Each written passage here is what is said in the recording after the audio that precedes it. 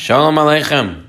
Welcome back, everyone, as we are preparing for Shabbat Parashat Bamidbar and being just a few days away from the great holiday of Shavuot, which we all know is a lot more than just cheesecake.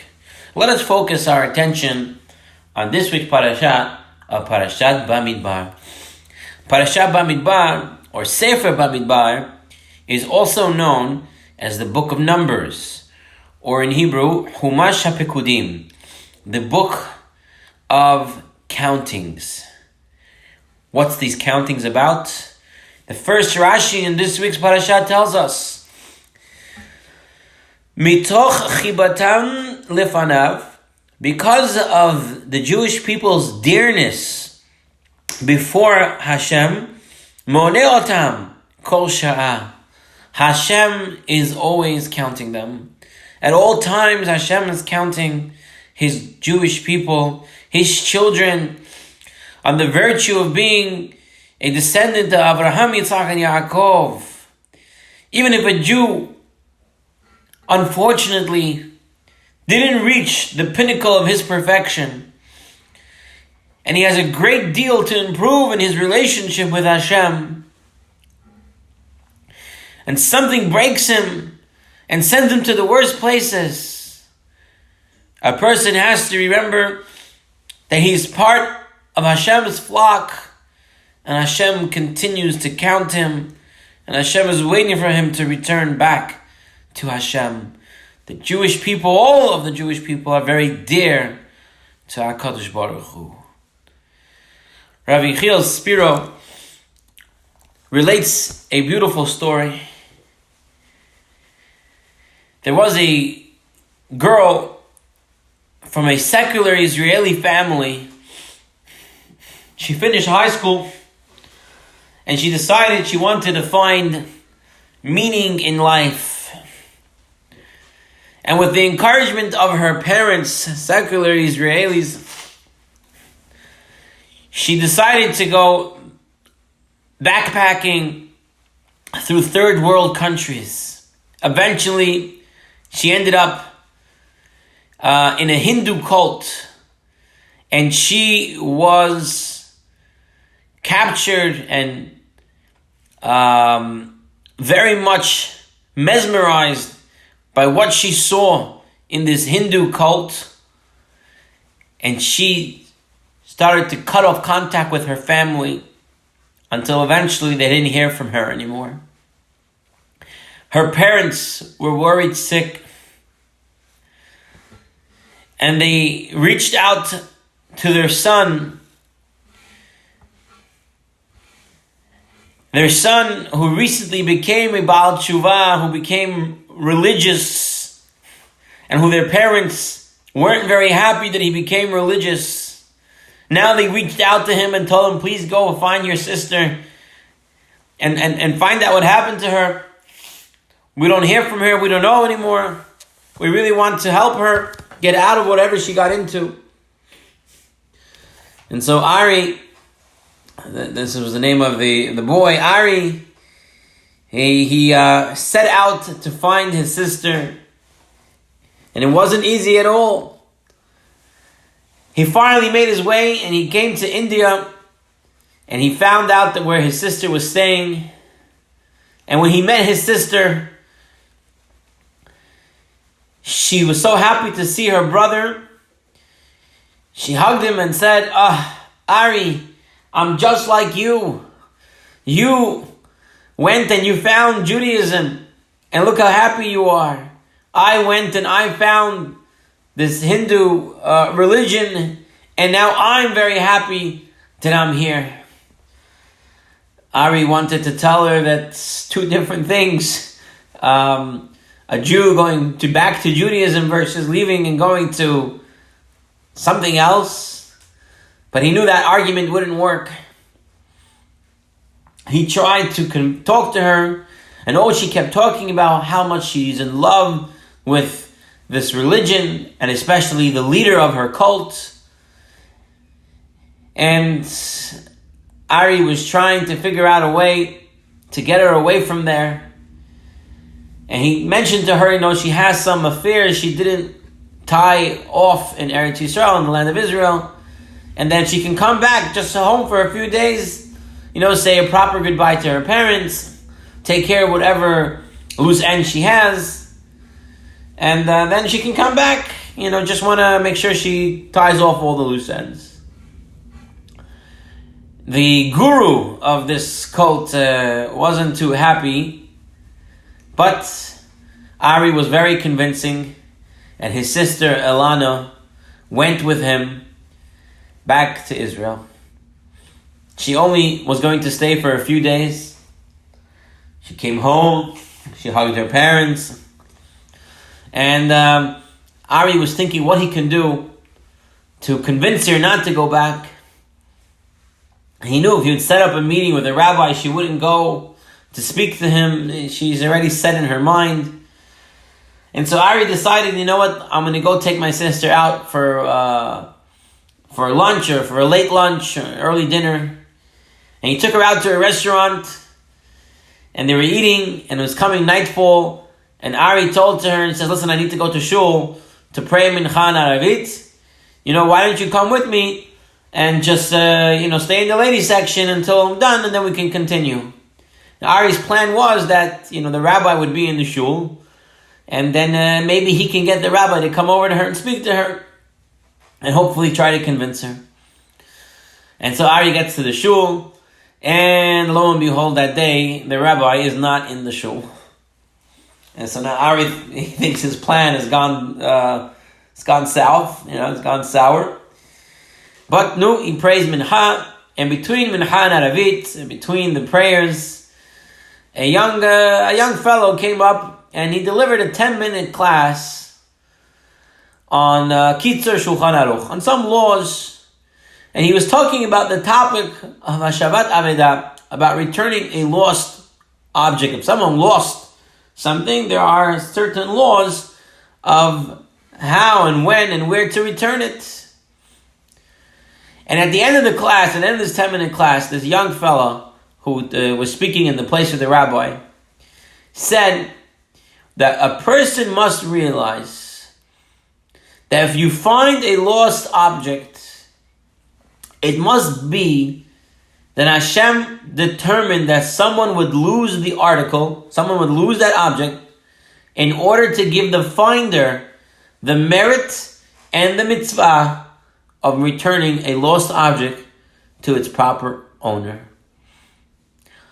No, they prayed Aravit, everybody left, and Alana went back home, and she told her brother in the car as they were going back home that she's going back to India tomorrow, and her plan is to marry that cult leader that she's very much in love with. Ari didn't know what to say. He knew anything he said would not convince her. She informed her parents of her decision. The parents were crying. She finished up whatever she had to do, and she went back to India. The parents knew their daughter was lost forever. Ari felt like a failure, disappointed he couldn't do anything about it. A few months later, out of the blue, Alana calls her parents. She didn't explain anything, and she just said, I'm going to be home in a few days. And a few days later, she did come back home. She embraced her parents, and the parents were relieved that their daughter was home. Alana wasn't sure what type of reception she would receive, or how disappointed they would be in her.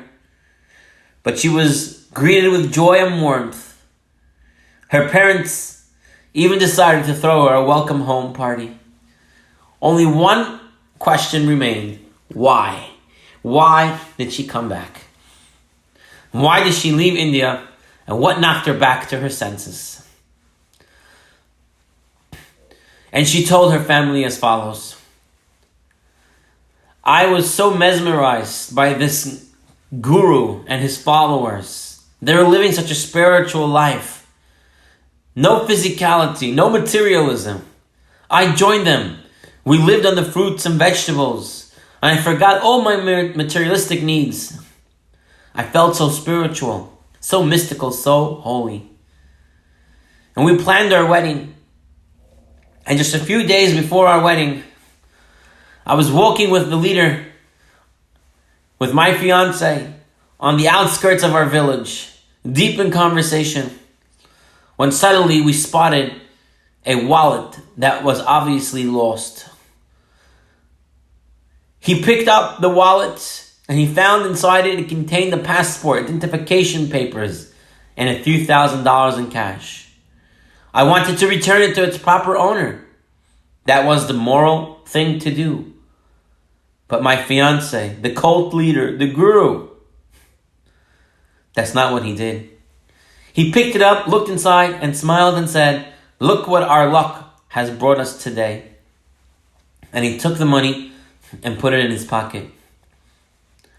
And when he did so, I remembered, Ari, that when we were in the shul, this young man began to speak, and he said that when you find an object, it's there for you to get a zechut and to get a mitzvah to return it. And so I turned to him and I said, "But what about the tourist who lost his passport on the money?" And all of a sudden he looked at me all angrily. He explained that the money had come to him because it was ordained that he should receive it. Returning it would be rejecting the gift of God. And he explained that every person must look out only for his own good.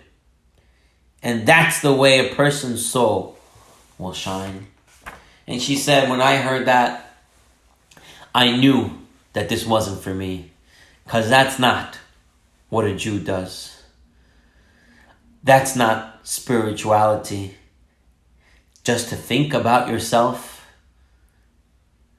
And so she knew right there, she said, that she had to get out. And here she is back in her parents' home. And eventually she became Baal Tshuva with her parents. And today they are all precious children of Hashem, fulfilling His mitzvot and learning His Torah. Every soul, every Jewish soul is yearning to shine. Sometimes we may be covered with dirt and we forget about the needs of our neshamot. But if we're ready to live a life of Torah mitzvot, we will cause our souls to shine again as they reflect Hashem and they reflect that we are the children of Hashem. The Parsha uses a very interesting language when discussing the counting of the Jewish people. The Torah says, Se'u et rosh kol adat b'nei Yisrael. Se'u, which we translate as taking a census, Se'u means to lift up. Lift up the heads of the Bnei Yisrael. The Midrash Rabbah says that this word Se'u can also be translated in a more sinister way, which means lift off the heads of the Bnei Israel. The Midrash explains that Hashem was hinting that if the Jews were worthy, their heads will be raised. They will achieve greatness. But if Has V'Shalom, however, if they would not live up to their potential, they will perish. Why did Hashem choose to hint to this idea here by the census?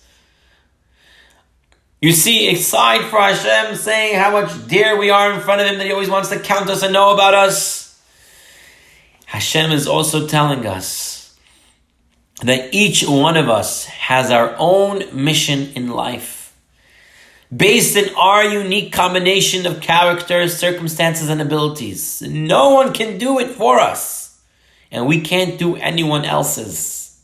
Every challenge and opportunity that we have is meant exactly for us. And if we chas v'shalom fail, then we failed not only ourselves, but the entire world, because this is one mission that we have. It wasn't a simple roll call, but it was a lesson to each Jew that each Jew counts. Not only do they count, but but they are responsible for their unique mission.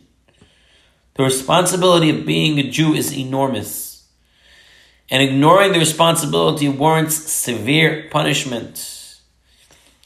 Hillel says in Pirkei Avot, if I am not for myself, who will be for me? If I am not doing my mission in life, who can do this mission for me? We don't know today exactly what our mission is. We don't have a prophet. We don't have the Urim and Tumim to tell us. But we know that we have to keep the Torah and Mitzvot. And we know that it says, Ezehu Gibor Koveshet Yitzro, who is the strong one, the one who conquers his Yetzer Hara. Why his Yetzer Hara? I'll just say the Yetzer Hara conquers the Yetzer Hara. No, because everybody's Yetzer Hara is different. Somebody has Yetzer Hara to talk in shul. Other people have Yetzer Hara to look at things that are not appropriate. Other people have a Yetzer Hara to eat things that are not kosher or questionably kosher. Everybody has their unique Yetzer Hara. And your job is to fight that Yetzer Hara, not your friend's Yetzer Hara. You can't compare one to the other. Oh, he talks in shul, I don't. Very nice you don't. That's good. He's not supposed to. But what about everything else? You have your unique mission that you have to do. And everybody has talents and abilities that someone else doesn't. And they have to use those talents and abilities in the service of Hashem that only way that he could. Rav Naftali Amsterdam, a student of Rabbi Yisrael Salanter Zechat Tzadikim Lebracha, he once said, if only I had the head of the great rabbi, the Shagat Aryeh, the heart of the Yisod V'Shorish Avodam, and the Midot of Rav Salanter, I'll be able to serve Hashem properly. Basically, if I was like that rabbi and this rabbi and this rabbi, then I'll be able to serve Hashem. Rav Yisrael Salanter, his Rebbe, answered him and said, Hashem doesn't want you to have the head of the Shagas Aryeh. Hashem doesn't want you to have the heart of the Yisod V'Shorish Avoda. Oh, what he wants is from you to serve Hashem with the head, heart, and the midot of Rav Naftali Amsterdam, of your own head, heart, and midot. Everybody has his set of talents and capabilities, and those have to be used in the service of Hashem. May each of us be zochet to serve Hashem in a unique way that only we can. Let's move on to one last lesson from this week's parasha. At the end of the parasha, towards the end of the parasha, just in the mafter. So this is chapter 4, pasuk 18-19. It says as follows: Al tachritu et sheva mishpachot hakehatim etoch haleviim. Do not cut off the tribe of the kehatim from the Levi. The Mishpahat HaKehati, don't cut them off from the tribe of Levi. Vezot asu lahem, and this is what you should do for them. V'hayu, and they should live, v'lo yamutu, and they should not die. B'gishtam et kodesh HaKodashim, when they come close to the Kodesh HaKodashim, Aaron u'banav yavou, v'samu otam ish avodato ve'el masa'o. And Aaron and his son shall come and assign them, every man over his work and to his burden. Every person would get a job from Aaron and his children of what to do, and this way they would not die. What does this mean? What's going on here? They're going to die because of the jobs they're going to get? And so the Midrash Rabbah tells us that the members of the Kehat family of Shevet Levi, they were assigned to carrying the Aron HaKodesh, the Shulchan, the Menorah. But everybody wanted to carry the Aron, which was the greatest reward, the most holiest object. And so they resulted in arguments and bickering with one another. I got it first. It's my turn. And it led to fighting. It led to such not nice things that eventually causing members of that family to die. And so Hashem commanded Moshe and Aaron to give each member of the Kehat family a specific task, thereby preventing arguments. The Mesilat Yesharim notes that this is an example of the critical importance of Mishkal HaHasidut.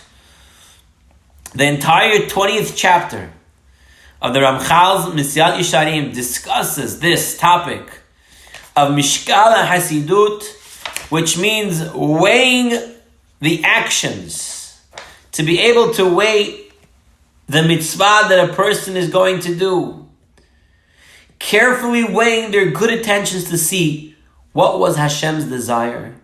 If these Leviim, these Kehatim would go and say, why am I fighting? Hashem doesn't want us to fight. If they would apply Mishkal HaSidut, it wouldn't have led to what it did. A person has to use this every time he does something he thinks he's doing good. He has to look to see, is it really good or not? The Mishkal HaSidut was the focal point in the life of Rabbi Yisrael Salanter. The Gemara tells us that if one is watching Netilat Yadayim, he should wash with a full cup, and that will lead him to Parnasah, to great Parnasah. Once, Rabbi Yisrael Salanter was a guest, and when he was washing his hands, he used a minimal amount of water. His host, his wealthy host, looked at Rabbi Yisrael Salanter and said, Rabbi, the Gemara says you're supposed to use a lot, and then you'll get a lot of bracha. And Rabbi Yisrael Salanter says, yes, that's true. That is what the Gemara says. But I also know where the water comes from.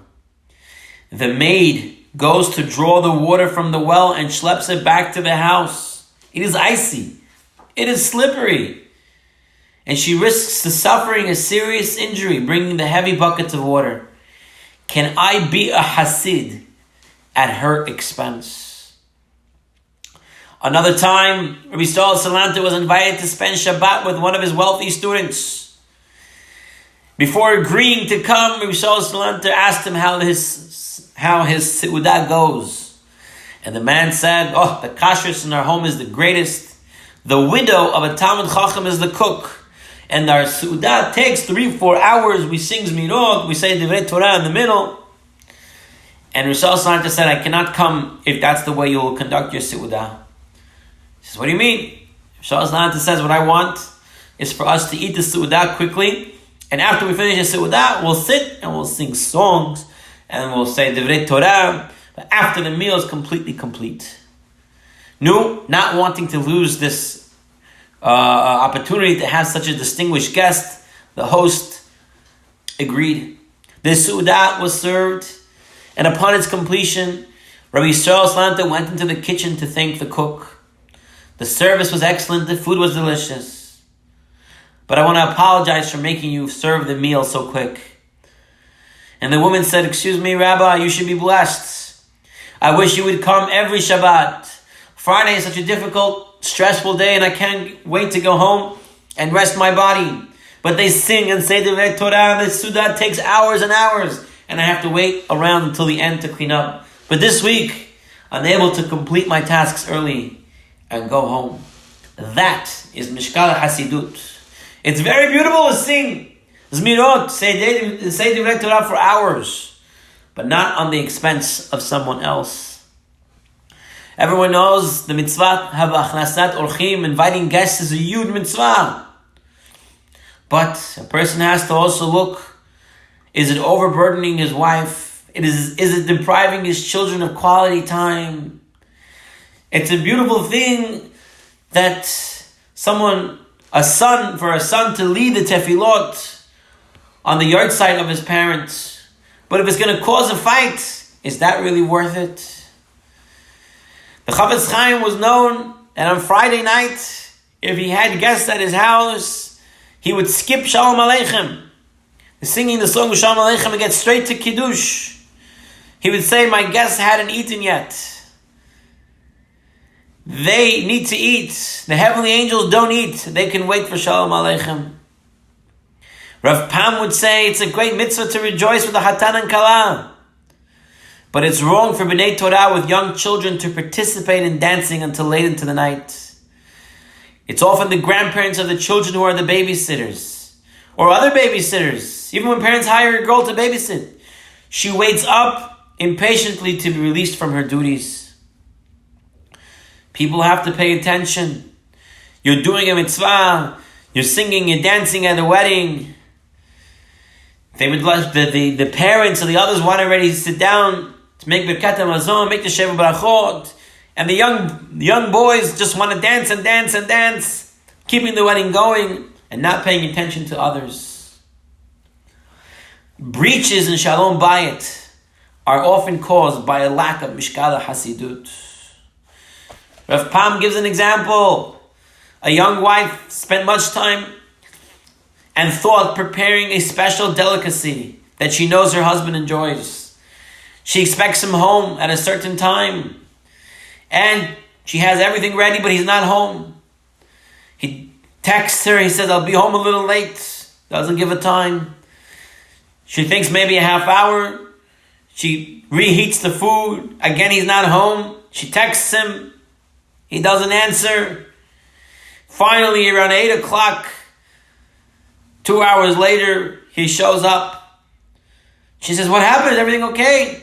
He says, yeah. It's just my friend needed a ride to the airport, and I got a big mitzvah of chesed by taking him. Rav Pam would say, mitzvah, chesed. That is a total lack of mishkala hasidut. He caused much aggravation for failing to notify his wife of his lateness. I saw an interesting story on the same idea. It was before Sukkot, and a newly married young man conducted an exhaustive search and found the most beautiful etrog.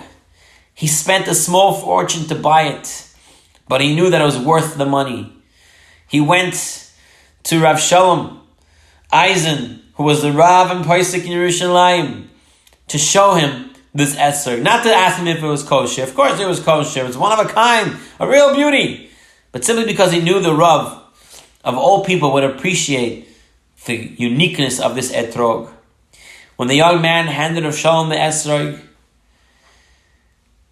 his opinion about the etrog was validated. Rav Shalom Eisen's eyes widened in admiration and wonder of its perfect beauty. But after looking at the etrog, Rav Shalom looked at the young man and said, for you, this etrog is pasul. It's not kosher. The young man was shocked. How can this etrog be pasul for him? And what did Rav Shalom mean for him? And Rav Shalom did not leave him wondering. He fixed him with piercing eyes and said, it's almost Yom Tov. Did you buy your wife something for Yom Tov? Did you buy her a nice dress or some other appropriate gift to enhance her Simchat Yom Tov? The young man sheepishly responded that he did not. Why not? Asked Rav Shalom. He says, because I can't afford it. I am in Kailo. This is the basis of my ruling, said Rav Shalom Eisen. I said this etrog is possible for you because you spent so much money for the etrog, but you didn't think about your wife. Return this etrog immediately. Get your money back. Then buy yourself a cheaper kosher etrog and buy your wife a gift. Mishkala Hasidut.